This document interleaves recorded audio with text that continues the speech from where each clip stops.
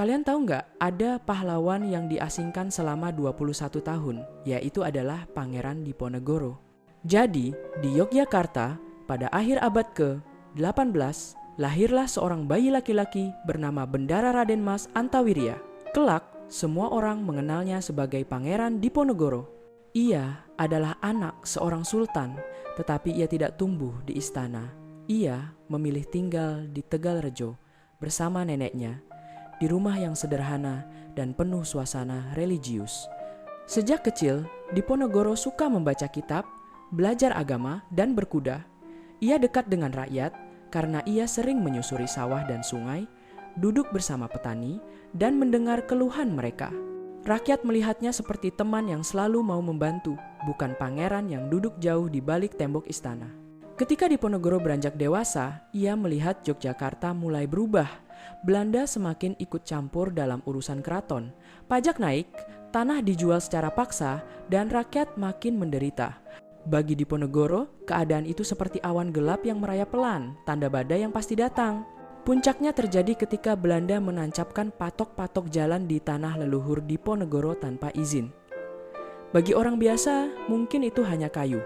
Tapi bagi Diponegoro, itu penghinaan terhadap keluarga dan sejarahnya. Hatinya menyala seperti bara. Ia berkata singkat, "Cukuplah." Dan dari kata itu, sejarah bergerak. Tahun 1825, pecahlah Perang Jawa, salah satu perang terbesar dalam sejarah Indonesia.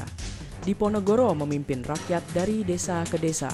Mereka bergerak seperti angin malam, cepat dan sulit ditebak. Belanda kewalahan menghadapi strategi gerilya Diponegoro. Selama 5 tahun, medan perang tidak pernah benar-benar tenang. Di sisi rakyat, Diponegoro berdiri sebagai pemimpin yang tegas namun adil. Banyak yang ikut berjuang bukan karena perintah, tetapi karena percaya pada cita-citanya. Tanah yang adil bagi semua, tanpa penindasan. Namun kekuatan Belanda sangat besar. Satu demi satu pasukan Diponegoro melemah. Banyak tokoh penting tertangkap atau gugur. Dan pada 1830, Belanda mengundang Diponegoro untuk berunding di Magelang. Di sana, dalam sebuah ruangan yang tampak tenang, terjadi peristiwa yang menggores sejarah. Belanda menjebaknya. Diponegoro ditangkap tanpa diberi kesempatan. Rakyat Jawa berduka, seperti kehilangan matahari pagi. Belanda membawa Diponegoro pergi jauh, pertama ke Manado, lalu ke Makassar. Ia tidak pernah kembali ke Yogyakarta. Di pengasingan, ia tidak berubah menjadi orang yang putus asa. Ia menulis kisah hidupnya, berdoa, dan tetap menjadi sosok yang dihormati.